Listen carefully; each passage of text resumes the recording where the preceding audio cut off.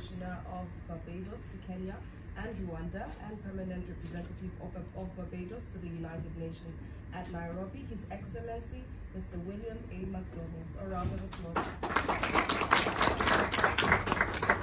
Thank you. Can everybody hear me? Yes. Wonderful. How good and how pleasant it is when brethren can dwell in unity. Or, come let us reason together that our houses may prosper. Yes. And that is what we're going to do today. We're going to reason together that our houses may prosper. Fabian Anthony, CEO of the Pan-African Council, and our host for today, executives of DT Dobie, Diamond Trust Bank. Yes. Now the funny thing is, and I'll tell you why I made that error. When we first came here, we bought a car from DT, and I said, how come they have so many dealerships all over? Oh no, it was a bank, and it was a wonderful bank too. So we're now there, DT Diamond Trust Bank. This distinguished panelists and speakers, all of us here. I see some old friends. Some Caribbean people spotted among us here. And I see Winston. Hey, there he is. That's the boy.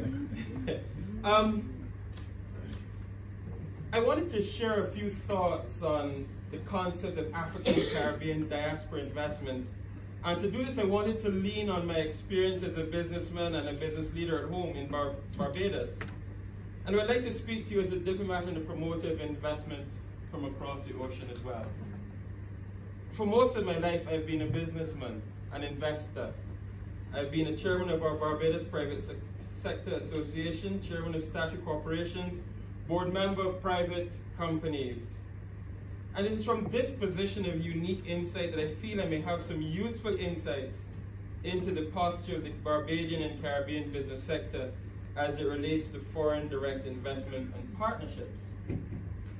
So with your permission, one should always ask, if I can make a frolic of my own, I wish to make my address in two parts.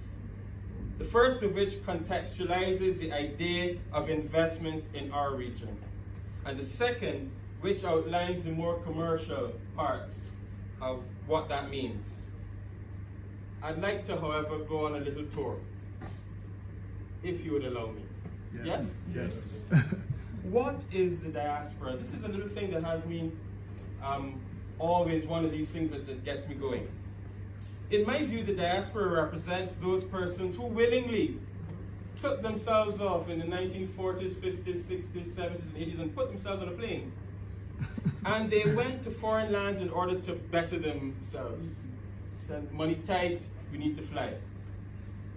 And through study or work, those people were the willing participants of their improvements.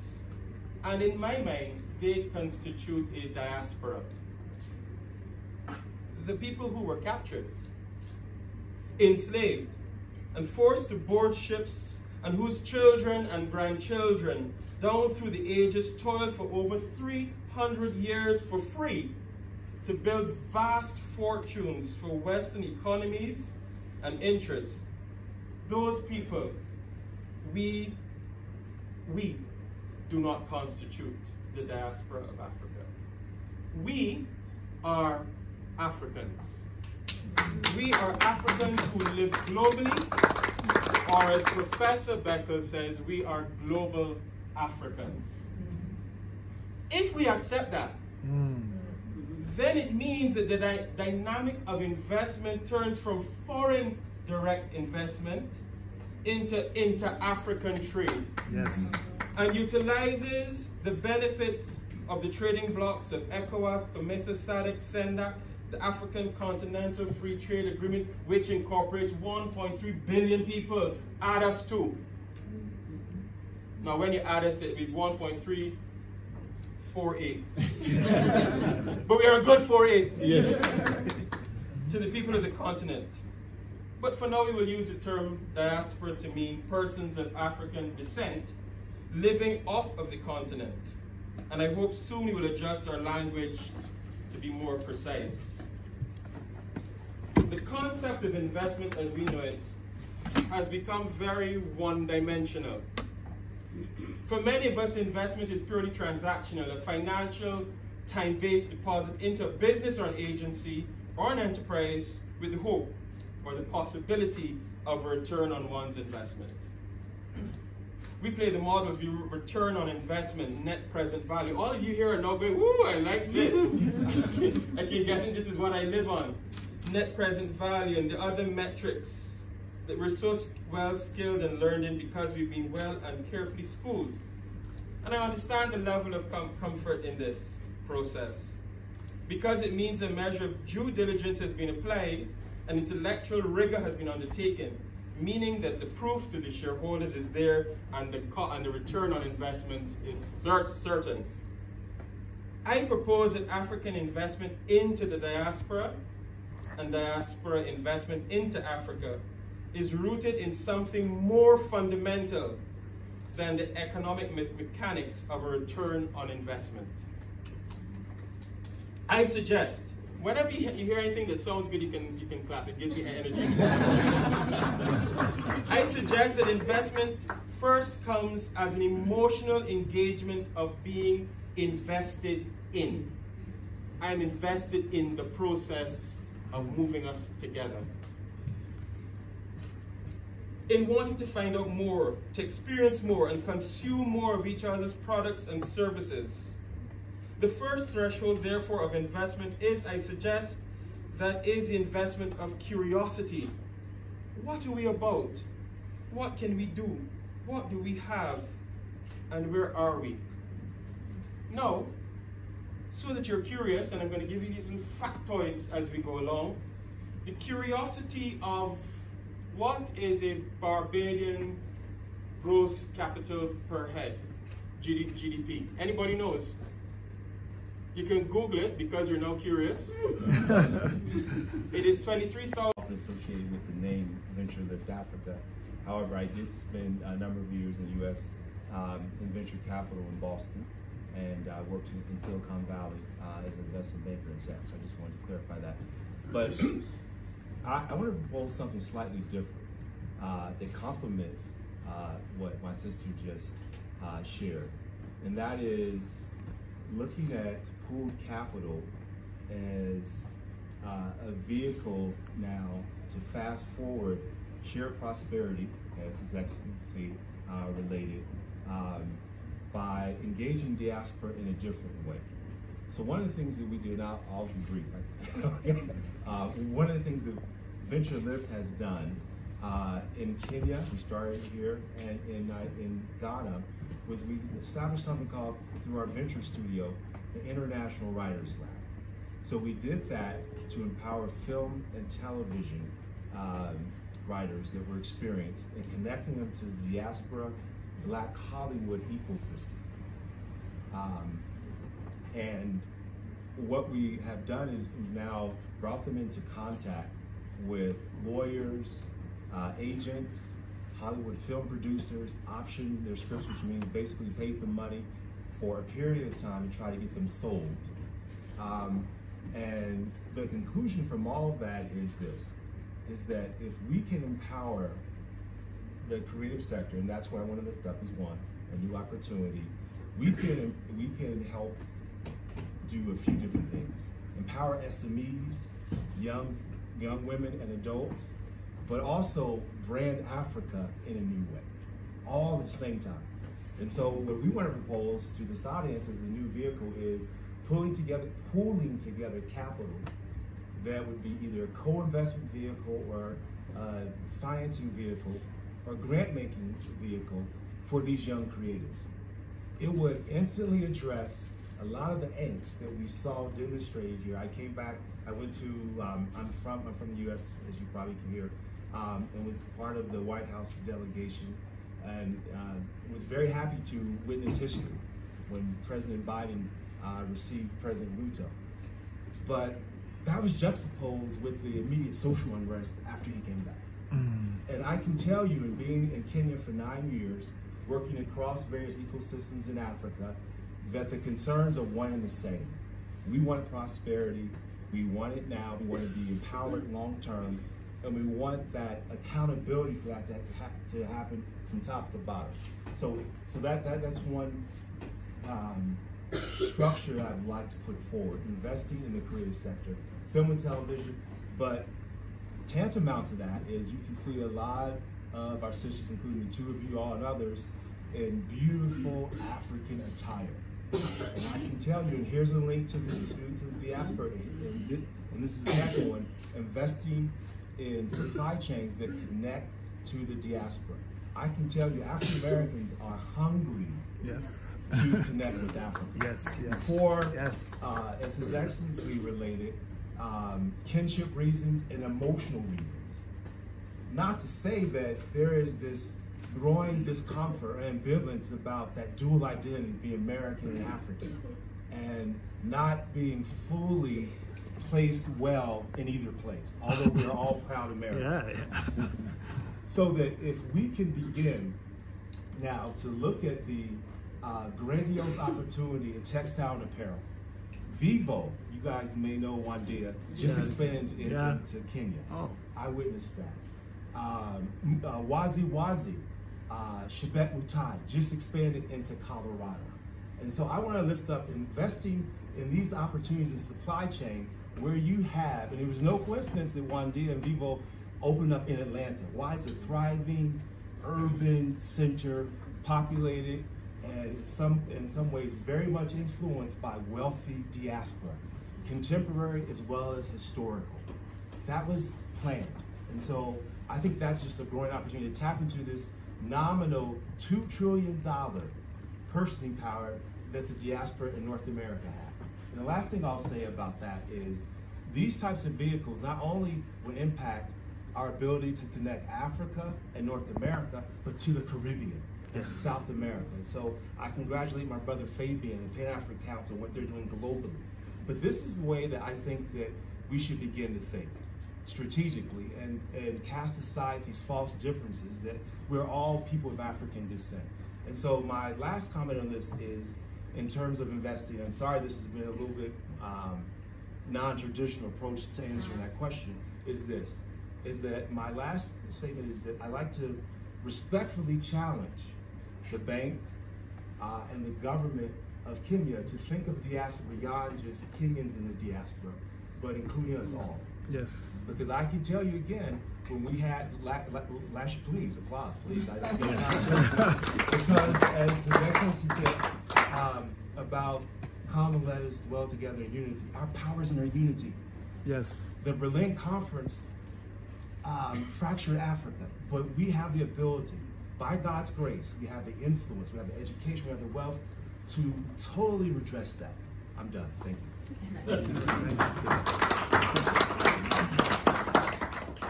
All right. What are some of the challenges or opportunities that are there for foreign investors that are looking to venture into the capital market here in Africa? Well, of course, you know, the cultural differences. Like East Africa is very different from West Africa. I lived in West Africa for a bit, and we are the same, but not really the same, right? So, so the way we conduct business is also very different. So there's a need for both entrepreneurs and investors to understand these nuances. Even our spending habits are very different. You know, like in Nigeria, people don't have money for insurance, but they have money to place bets and stuff like that. So as you know, as an investor, you need to have that in mind, right, as you're investing. But you know, with that said, there's also like an abundance of opportunities, right? I always encourage African entrepreneurs to also have a global mindset as they're building, and not just focus on building for Africa. Again, we have a very small middle class, so there should be an opportunity for you to expand beyond the shores of Africa. How does your product adapt in other emerging markets or even in the Western world? Yeah, that's what I would say.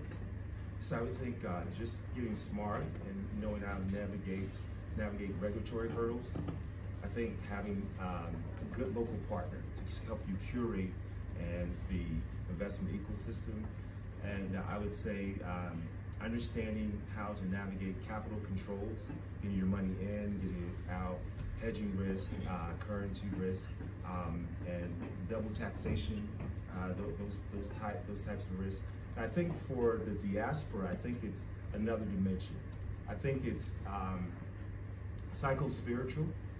I think it's regaining confidence in investing in people who look like you. Oftentimes we think that other groups, their ice is colder, and that prohibits us from taking chances on Africa and the U.S., as Mayor Kobe would probably say, in investing in urban economic development. And so I think kind of figuring and reimagining who is successful in the face of entrepreneurship in Africa, knowing that talent is everywhere, opportunity is not. And so that holds true for us, that we should have more confidence in investing in Africa and people who look like us. Yes. I'm gonna put you on the spot for a bit. I'm from Southern Africa, so I can hear there's a lot of East and Western Africa. Is there a reason? Is there a reason that, for the most part, there's more interest in Eastern and Western Africa? Is it more because their populations are higher than those from Southern Africa? Well, okay. From the VC perspective, the South African VC space is just its own world. They do their own investments in rands and Southern Africa. So when they build businesses and when they're expanding, they don't even think of East Africa or West Africa. They just expand to the Middle East. So I feel like they're the ones who maybe segregated themselves in a way. I don't know. Maybe there should be a lot more integration between East, West, and Southern Africa. Yes, sure. Something that we need to work on. Yeah, I would say this. I would say that the biggest nodes are Kenya, South Africa, and of course Nigeria and Egypt. I think part of the regionalization is because the way investment strategies work is that you want to de-risk your investment by clustering it in a region. So if you invest in one company in Kenya that's in consumer products, that it's easier for it to have, shipping and trade routes in East Africa than it is for it to move from Kenya to West Africa and Southern Africa. So part of it is driven by market realities. The second thing is Southern Africa is dominated by South Africa. And increasingly, impact investors are now saying, look, South Africa has attracted enough money, particularly in the social sectors, in areas like health, that it's more developed. So the larger need is outside of South Africa. And unfortunately, because of that oftentimes have some of these investors, including that means outside of Southern Africa as well. But we should, I think, just take a minute to just apply East Africa though, because what's, I think, distinctive about East Africa, and President Ruto says this a lot, and that is that the advancement and the diversification economy was not premised on natural resource wealth, which is the case in Southern Africa to a large extent, and even in West Africa. And so I think that is part of the emulation that has to be included in calculus by government leaders and the private sectors. How do you get this robust labor pool and these economies in East Africa expanding without being dependent on natural resource wealth? Now, having said that, I'm a political economist and I write on sovereign wealth funds, and we think that, me and my partners, we think that every African nation should have a sovereign wealth fund. And that sovereign wealth fund, just tying it back to the question, will allow more governments to invest across Africa because capital will be more dispersed. Yes. How then can the African diaspora play a more active role in supporting and funding African startups? Well, from my perspective, I would say that beyond being just a financier, these businessmen and women who need partnerships, who need access to their networks, to the Western world. I think that would be very, very fundamental in plugging them into the global economy. Not just being financiers, but being partners as well. I'll start by piggybacking on that idea. So one of the things that we've learned is through our venture studio, we help diaspora come into the continent and partner with local entrepreneurs. I'll give you a good case in point. There is a great company in Detroit, Michigan called Functional Fluidics, which is a biotech company that focuses on sickle cell and red blood cell health. As we know, Mombasa, the coastal areas in Western Kenya, those are places where there's high incidence. And Nigeria is sort of a leading market, unfortunately, for sickle cell patients. And so that's where our first lab is. We're expanding here. But what does that do? It immediately brings a diaspora company that has, in this case, large pharma clients.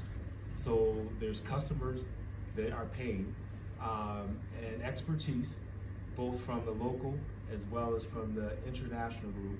So there's shared knowledge transfer, and capital, as my colleague just mentioned, that is coming. Hello. Why don't you start by introducing yourselves and just tell me a little bit about yourself. Let's start with you, High Commissioner. Thank you so much. I'm William MacDonald, the High Commissioner of Barbados to Kenya, Rwanda, and also to the United Nations and its agencies, so that's UNEP and UN Habitat. Effectively, I'm here in Kenya because our country has a absolute belief that there's a African Caribbean destiny, which we have not forged for in almost 400 years, other than a triangular trade. So we think, let's reclaim our Atlantic destiny. We're here in Kenya. We're also in Ghana. I'm here today because I was asked by Fabian to express what is it that the Caribbean wants in terms of diasporic in investment and setting up the conversation between people in East Africa, the Caribbean, the wider diaspora. So I was really happy to be invited by our host. Thank you. My name is Fabian Anthony. I'm the chairman of the Pan-African Council. We're a strategic development organization that's really focused on empowering Africa and her diaspora. And we do that in a number of ways, economically, politically, and socially through our programs. We consider ourselves not a think tank that puts out a lot of thought pieces, and we are a do tank. So we try to do these kind of events that bring together. And I think that's the importance of this event, is seeing how we can craft a journey together with the diaspora, hailing from the Caribbean, from the United States, from different parts of the world, Latin America, to build this future that we want for the global African, right? As the ambassador put earlier in his speech. So very honored to be here, hosted at DTB for this inaugural symposium focused on East Africa diaspora investment. Great.